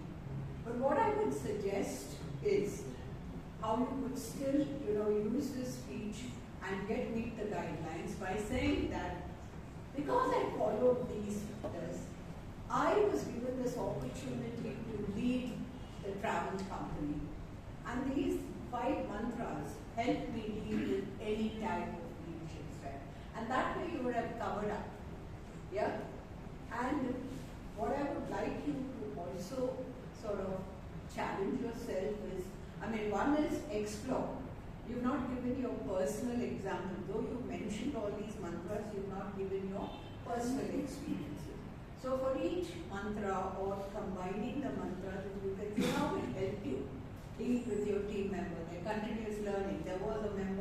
who was sharp in some area, but thanks to my continuous learning, I could handle it. So something like that, if you had brought in your own experiences, that would have perfectly, matched the project guidelines. But on the whole, a great speech, well delivered, with things that stick in our mind because you structured it well. Let's give Shelma a good round of applause.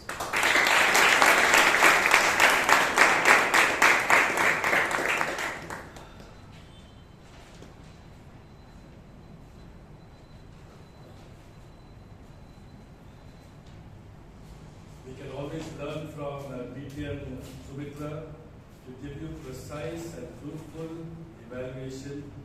Let's hear it for the speaker and the evaluator.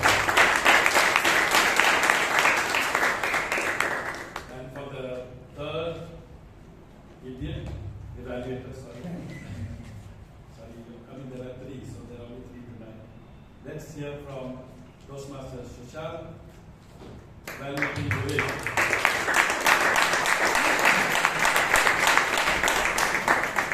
Please start with Constantinople. Constantinople. Is it clear? Yes. Thank you, evaluator. The purpose of this project was for the member to use story in speech or deliver a story in itself as a speech. So let us dissect this particular speech in two bits. One is the content bit and one is the delivery bit of it. Starting with the content. The best thing I liked about the speech Toastmaster Vivek was the description you used. For example, when you started your speech by talking about the hot food, your favor for hot food, and when your father was admitted in the hospital, the saline drips, etc. The description was so apt that we felt that we were also with you in the hospital. So we could relate to you that way. So description wise, really good. And the main point when you deliver a story is to use good pauses, which you really did well. So hats off to you on using right amount of pauses at the right place at the right time, which made your speech more clear. I think which the keyword you also spoke about, clarity was brilliant. And you had a sprinkle of humor in your speech as well. The last thing about the content bit was the impact it left on all of us. Because all of us will share a story, but what is in it for others? You spoke about the lows, then you took it to the highs. Because we could relate if we know where the trouble is and how to come out of the trouble. So that part was really brought out. The last bit was the call to action.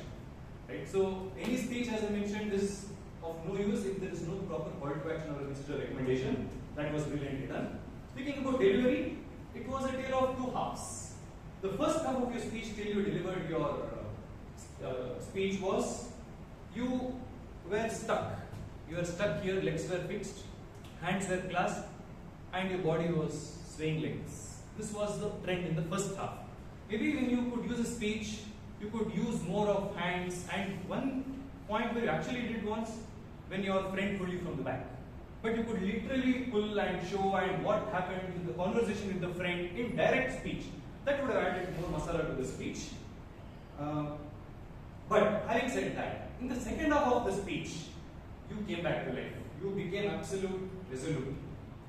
Because once you are done with that speech bit where you spoke about your father, I think the emotions were kind of stopping you, opening up. But once the story was done and you actually moved on to the message, to the conclusion bit, I think you really opened up and voice modulation improved tremendously, your body language was normal, your hands went out, you were using the stage as well.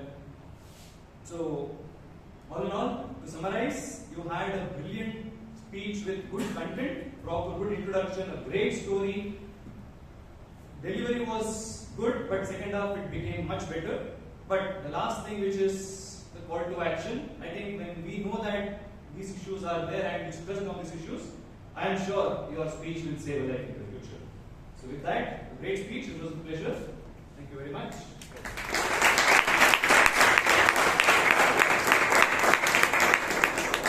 I think the speaker and the evaluator are phenomenal. Give them a big round of applause. I know my introductions of the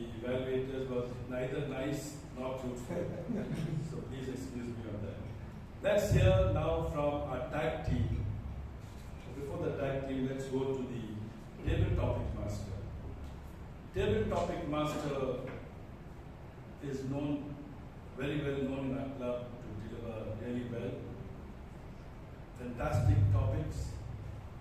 You know, I was actually picking who will be the best speaker in advance. And everyone was like getting from 2 ticks to 3 ticks. And then I was thinking, today Rajdeep won't win this. I got he also floored the audience. Of course, the choice is yours to decide who was the best speaker. But the point what I'm trying to say is the topics were so good. I suppose everyone likes to talk about memories of childhood. Everyone spoke brilliantly. In fact, I was going to start off by saying, I wish the table topic master at least said a few words what you have to do at table topics. In future, it would be nice if you would tell us what we have to do at table topics. We have a new gadget here, the light. If the cards don't go up, the light will tell you when you're to go off stage. But I thought it was brilliantly put, and also after every speech, you had something nice to say and something different, not just thanking them or not just praising them. Something thoughtful to say about it. So let's hear it for our table topic master.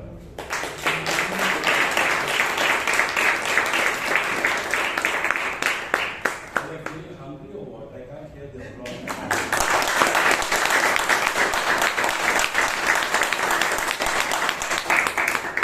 I'm feeling hungry, so let's start with the timer. Let's hear from our timer, Srinivas.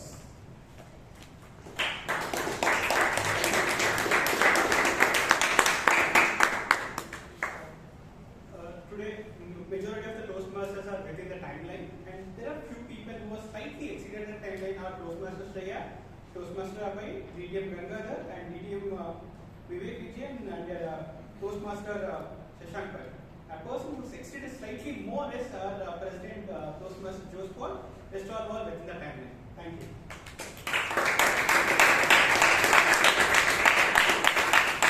Thank you, Srinivas. You told us everyone exceeded the time except you. So that's nice. I mean, when you say exceeded, did they cross the time limit? Within the Let's hear it from our counter.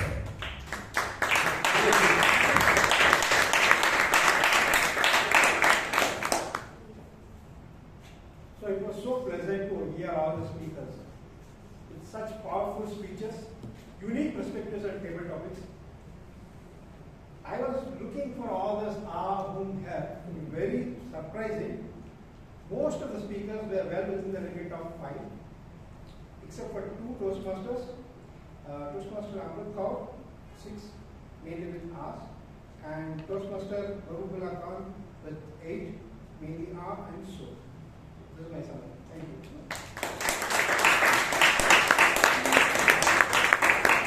Obviously, being an art counter is a very difficult job, and the best way to get out of it is to say that all of you did well. Of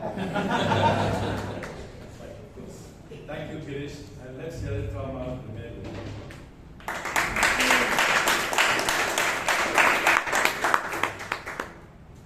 I would want to tweak the topic a little bit by saying easy circumstances, hard life.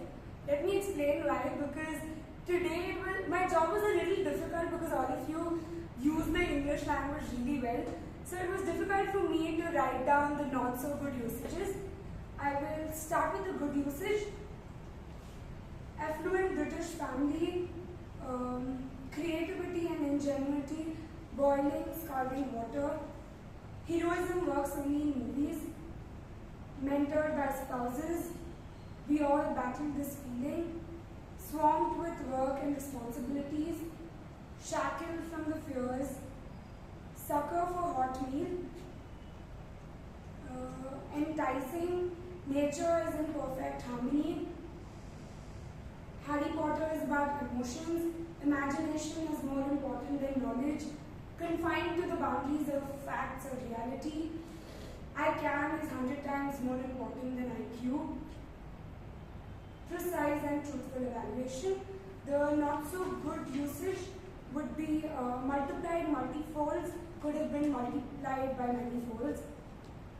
So much calculative could have been just so calculative. Had a very blonde hair could have just been had blonde hair.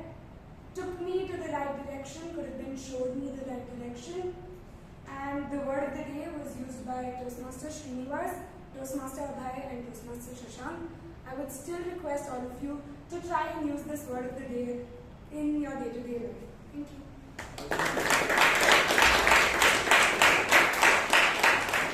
I think she really deserves a big round of applause.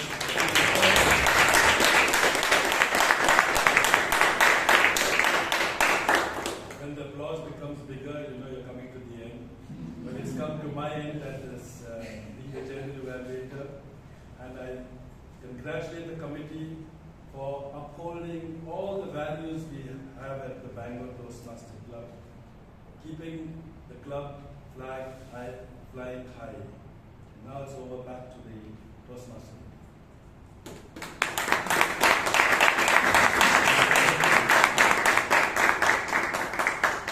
Thank you, General Evaluator Toastmaster Melvin Smith, for such an insightful and yet precise evaluation. We would really look into the inputs that you've given and try to have more truthful evaluations as we go forward. Really liked your direct style of evaluating. Now I would like to conclude and leave you with something that I read recently and which has really inspired me a lot. It is a poem by a Hindi poet called Narendra Verma. He's quite popular in the old literature days. And the poem goes something like this. And apologies if you do not follow it in Hindi, but you could get translations online. It goes this way. राह में मुश्किल होगी हजार, तुम 2 कदम बढ़ाओ तो सही, हो जाएगा हर सपना साकार, तुम चलो तो सही। मुश्किल है पर इतनी भी नहीं कि तुम पार ना कर सको, दूर है मंजिल पर इतनी भी नहीं कि तुम पा ना सको, तुम चलो तो सही, तुम चलो तो सही। With that, wish you a good evening and a very happy weekend. It's over to you.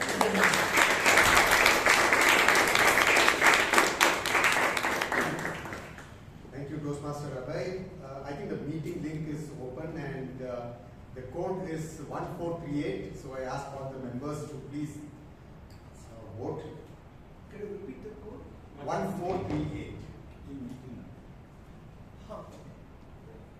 Meanwhile, I wish to thank Toastmaster Abhay and Toastmaster Melvin for the wonderful way that they conducted both the entire meeting as well as the general evaluation by Toastmaster Melvin.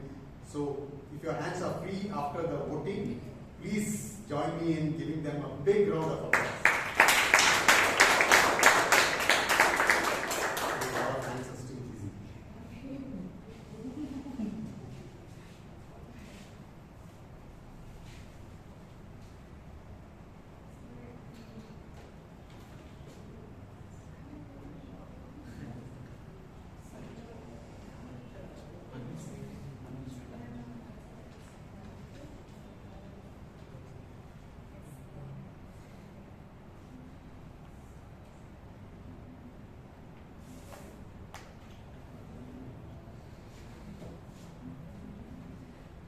Are we done with the voting?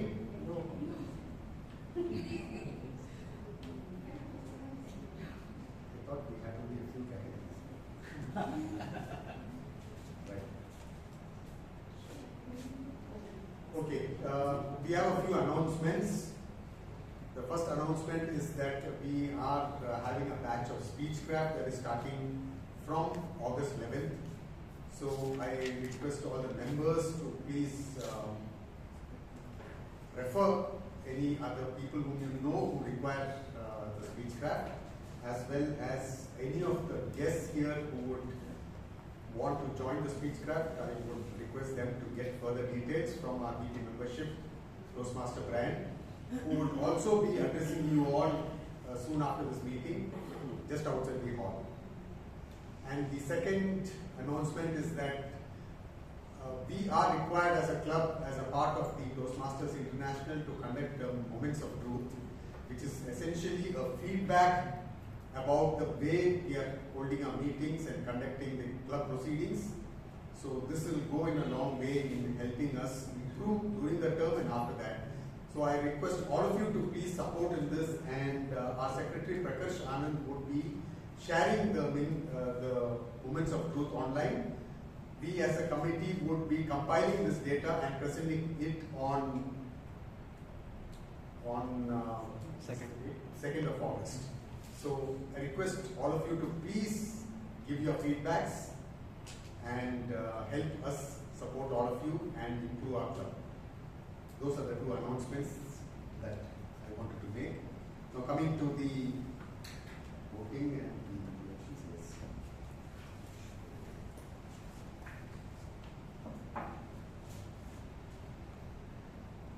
The Best Auxiliary Role Taker Award for today's meeting goes to our grammarian Toastmaster Rajdeep.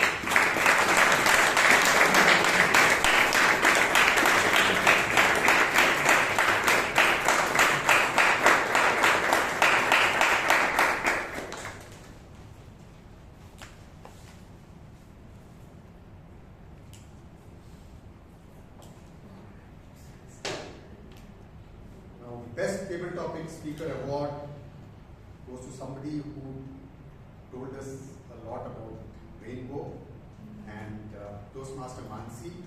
Let's hear it from him.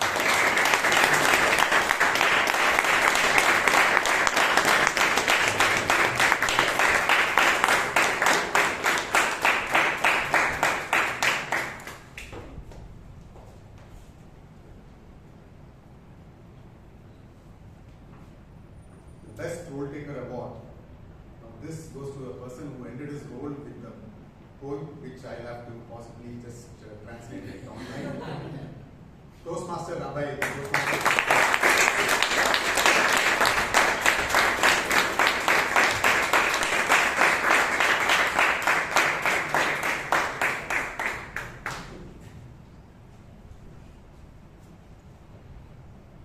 The Best Evaluator Award. This goes to the person who started off his evaluation uttering Constantinople, showing that he's very alert. Toastmaster Bhatt.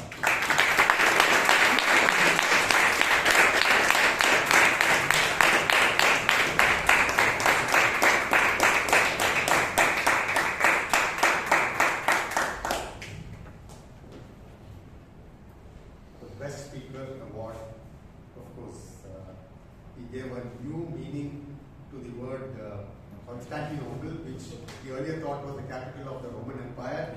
Toastmaster Vivek.